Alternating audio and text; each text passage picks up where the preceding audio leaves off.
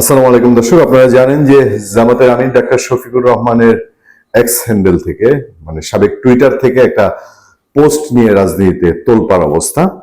একটি পোস্ট, আপত্তিকর একটি পোস্ট উঠে এসেছিল এবং সেখানে নারীদেরকে নিয়ে খুব আপত্তিকর কথাবার্তা ছিল। তারপর জামাতের ইসলামের পক্ষ থেকে দাবি করা হয়েছে যে সেই এক্স হ্যান্ডেলটি সেটি আপনার হ্যাক হয়েছে এবং জামাতের আইটি টিম তারা অভিযোগ করে যে বঙ্গভবনের একটি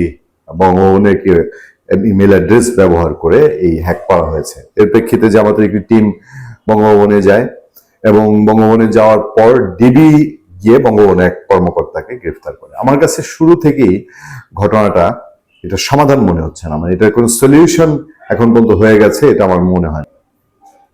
মানে কোথায় যেন একটা ফাঁকা ফাঁকা ব্যাপার, আমার যেন মনে হয় যে কোথায় ইনফরমেশনের ঘাটতি বা জিনিসটা সলভ হচ্ছে না এরকম মনে হয়েছে। যে এই গণভবনের এই কর্মকর্তা সত্যি কতটা ইনভলভ না হলে কি ঘটনা, অন্য কিছু আড়াল করতে গিয়ে তাকে সামনে আনা হচ্ছে কিনা, বা তাকে কেউ বলির পাঠা করেছে কিনা, অথবা অনেক সময় যে যাকে সামনে ধরা হয় সে হয়তো বুঝে উঠতে পারে না যে তাকে দিয়ে কাজটি করিয়ে নেওয়া হয়েছে, এরকম হয়।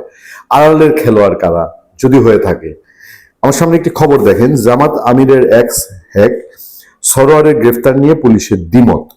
মূলত রাজনৈতিক চাপে বঙ্গভবনের ওই কর্মীকে গ্রেফতার দেখানোর সিদ্ধান্ত নেওয়া হচ্ছে বলেন ডিবির দুজন কর্মকর্তা। তাহলে তো নিশ্চয়ই খুবই আপত্তিজনক। জামাত ইসলামী আমিরের এক্স অ্যাকাউন্ট হ্যাক হওয়ার ঘটনায় বঙ্গভবনের কর্মী সরোয়ার আলমকে হাতিঝিল থানায় দায়ের হওয়া মামলায় গ্রেফতার দেখিয়েছে পুলিশ। তবে ওই গ্রেফতার নিয়ে পুলিশের কাছ থেকে ভিন্ন ভিন্ন তথ্য এসেছে। কারো কাছে বঙ্গভবনের কর্মীকে গ্রেফতার করা হয়েছে কিনা মিন্টু রোড এলাকায় উঠেছে সেই প্রশ্ন। জামাত আমিরের এক্স হ্যাকের অভিযোগে মঙ্গলবার মধ্যরাতে মতিঝিল থানা এলাকা থেকে বঙ্গভবনের সহকারী প্রোগ্রামার সরোয়ার আলমকে আটক করে ঢাকা মহানগর পুলিশের গোয়েন্দা শাখার ডিবি। কিন্তু বুধবার সন্ধ্যা পর্যন্ত তার বিরুদ্ধে কোনো মামলার তথ্য পুলিশের তরফে আসেনি। এর মধ্যে রাত 9:45টার দিকে সাংবাদিকদের হোয়াটসঅ্যাপ গ্রুপে ডিএমপির পক্ষ থেকে বার্তা দিয়ে জানানো হয় বিষয়টি নিয়ে ডিবির অতিরিক্ত কমিশনার সংবাদ সম্মেলনে হাজির হচ্ছেন।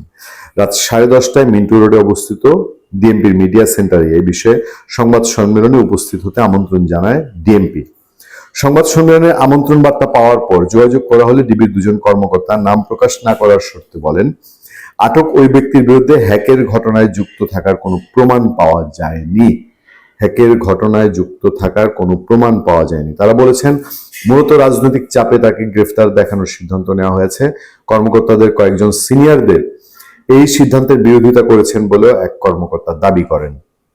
এরপর নির্ধারিত সময় প্রায় 25 মিনিট পর সংবাদ সম্মেলনে আসেন ডিবির অতিরিক্ত কমিশনার শফিকুল আলম। নাটকীয়তা, কিন্তু প্রতি পদে পদে নাটকীয়তা। এই সংবাদ সম্মেলনে কোনো ইউনিটের প্রধান উপস্থিত হলে তার সঙ্গে ঊর্ধ্বতন আরো কয়েকজন কর্মকর্তা আসেন। তবে বুধবার রাতে শফিকুল ইসলামকে দেখা গেল গাড়িতে করে একাই ডিএমপির মিডিয়া সেন্টারে আসতে। পরে তার সঙ্গে ডিএমপির জনসংযোগ বিভাগের ডিসি তালিবুর রহমান সংবাদ সম্মেলনে অংশ নেন।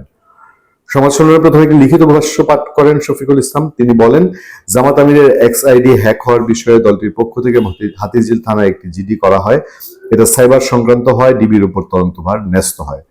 পুরোটা জানা দরকার। ঘটনাটা আসলে এখন একটু কোথায় যেন প্যাচ গোছ মনে হচ্ছে। অনেকে প্রশ্ন তুলছেন, আমাদেরকে অনেকে প্রশ্ন করছিলেন যে এই সরোয়ার সাহেব বঙ্গভবনের কর্মকর্তা কি কোনো পরিস্থিতির শিকার হয়েছেন।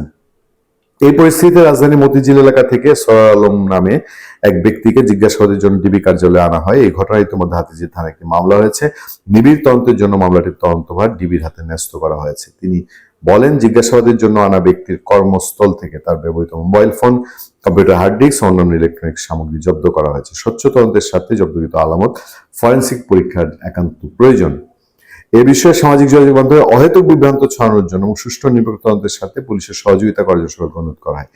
ডিবি প্রধানের সংবাদ সম্মেলন, আমি যেটার জন্য ওয়েট করছিলাম, সংবাদ সম্মেলনে প্রথম প্রশ্ন আসে, সরোয়ার আলমকে কি হাতিঝিল থানার মামলায় গ্রেফতার করা হয়েছে? জবাবে ডিবি কর্মকর্তা বলেন, জি। প্রাথমিক তদন্তে গ্রেফতার কর্মকর্তার বিরুদ্ধে যথেষ্ট প্রমাণ পাওয়ার কথাও বললেন তিনি।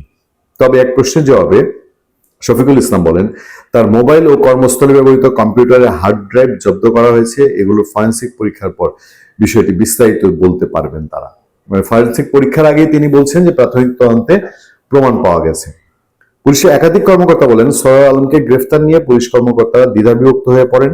এ কারণে তাকে গ্রেফতার দেখানো হবে কিনা এই সিদ্ধান্ত নিতে বিলম্ব হয়। সংবাদ সম্মেলনে এক সাংবাদিক জানতে চান, ডিবির ভেতরে দ্বিধাবিভক্তির যে তথ্য ছড়িয়ে আছে তা কতখানি সত্যি। শফিকুল ইসলাম বলেন, বিষয়টি সত্য নয়। ঘটনার সঙ্গে আপনাদের কি সরোয়ার আলমের সংশ্লিষ্টতা পেয়েছেন কিনা জানতে চাইলে বলেন, এটা ফরেন্সিক রিপোর্ট না আসা পর্যন্ত বলা যাবে না। তাহলে আটকের প্রায় 16-17 ঘন্টা পর কিসের ভিত্তিতে তাকে গ্রেফতার করা হয়েছে প্রশ্ন করলে ডিবি কর্মকর্তা বলছেন, তার বিরুদ্ধে মামলা হয়েছে না? মামলা তো হয়েছে, মামলা হয়েছে, গ্রেফতার হয়েছে। মানে এটা প্রমাণিত অপ্রমাণিত এটা কোনো কিছুই এটা নজির নাই।